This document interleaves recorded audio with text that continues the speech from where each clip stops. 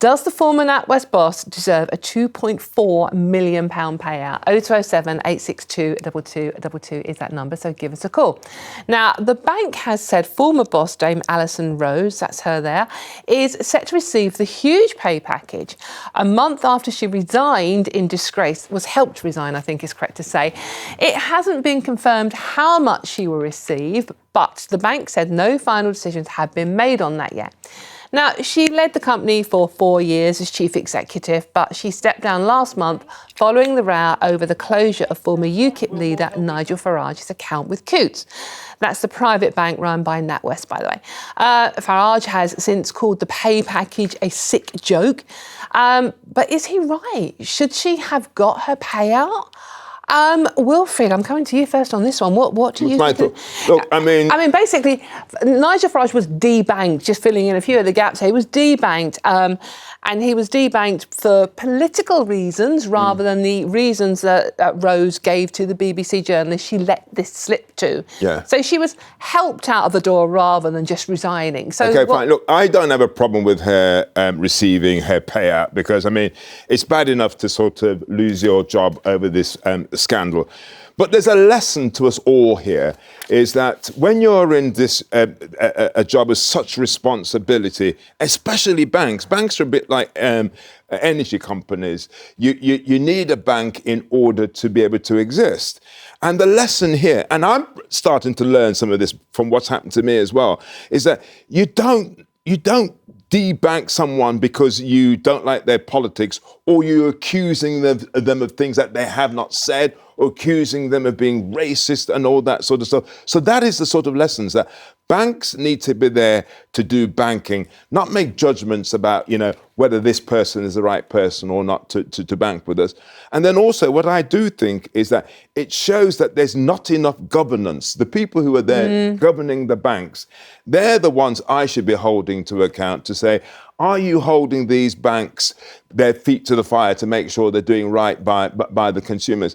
And to tell you how this has gone out of hand, certain people who have not been able to bank, it just seems absolutely crazy the reasons why the banks are giving them, why the banks are saying no to them. So I say the whole system needs to be overhauled. So banks go down to banking and stop deciding they don't agree with someone's They shouldn't sit in political judgment. So you do think she should get this payout, though? Well, she was only £5 million a year. She's been working for the bank for a very, very long time. You can't be too vindictive.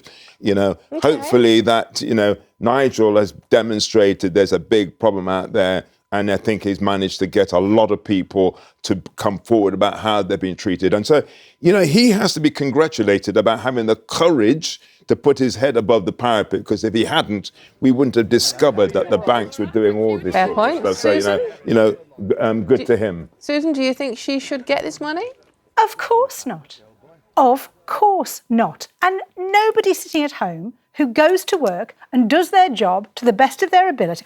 I've been doing this all wrong, I've realised. I have never been asked to resign my position in disgrace in any job I've ever had. And clearly that's a mistake I've made, because I have never been, gifted that amount of money or paid that amount of money for doing a job badly. She's worked for them for 4 years. She's only 11. She's been longer for 4 years. She's been in that position for 4 years. She's been in that position for 4 years. Yeah. And in that position, and in the 4 years, she's earned £11 million. Now, I don't know much about banking. I'm a bit numbers dyslexic, so I would never get a job in a bank. But I tell you the one thing I do know. And can we also stop calling Coutts a private bank? Because there's nothing private about it, is there? Well, not after this, Nothing that's for private sure. at all. So let's stop calling it a private bank. It's going under a misnomer. It's not a private bank at all. All details can be discussed at dinner by the very top boss. Now, if I worked as a cashier for any bank, and I went to the pub and started talking about, banks in here, don't you? Who came in the other day and put this amount of money in, I would quite rightly, I would think, be fired. And you wouldn't get a payout either. And you wouldn't get any sort of payout, and you would leave in disgrace. Yeah. That is what she has done. Now, how can you then explain to anybody who works in banking that is, she's broken the actual, the FCA code book rules. The top one is, you must act with integrity. She didn't do that, did she? You must pay due regard to the interests of customers and treat them fairly. She didn't do that, did she? She didn't do quite a lot of things, and she thinks it's okay to sit at dinner and discuss Nigel Farage. I am no Nigel Farage fan. I can't think of anything I agree with Nigel Farage with, apart from this matter, where he's completely right. And luckily for everybody in this country, Nigel Farage has got quite a big gob and quite a big platform on which he can speak on. And so we all now know about what's gone on. But the thought that this woman should be paid all the money that she's been paid and not forfeited, what lesson is that? What lesson is that to anybody? About when you resign in disgrace, you don't get to keep all the perks. It's not, oh, it's bad enough she's lost her job. She also was brought in as part of a move to get more women represented in those top jobs. She doesn't represent me. I don't want women like her in those jobs if that's the way she's going to behave. Wilfred? Well, look, I mean, what we can't do in life is to be vindictive. This just sounds a bit sort of How is it vindictive? So you're saying, okay, everything you've just said, I agree with, okay? Right. And I think there's been some fantastic lessons that has been learned. But there has to come a point where you draw the line and you move on.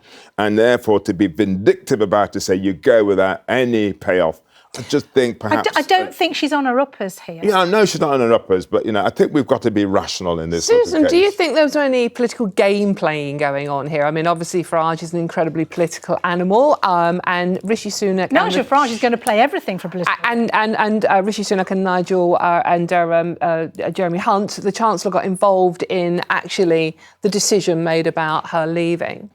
Well, I don't think that. I think Nigel Farage is going to play it for political gain, and that's another reason why it's such a silly thing to do to him. What a platform it's given him. Even people like me. I mean, I'd vote for a second Brexit referendum tomorrow. I'm against everything Nigel Farage stands for on all of that, but on this, I think he's right. So I mean, I wouldn't vote for him, but he's won me round on the points he's made about this. But as far as I understand it, all political parties are actually in agreement with him that this is not right. And so they should be. But it takes someone to put their head above the parapet, because it happened to other senior to other senior politicians, and he was brave enough to, and they basically were so embarrassed about it that they didn't say anything. So you've got to give the guy credit. That you do. But the question we've asked, and the question we're asking people at home is should this woman go? And I want to come back at you. I don't want to be, to be accused of being vindictive about it. I'm not vindictive. I'm not saying that the woman should be, well, she's humiliated herself.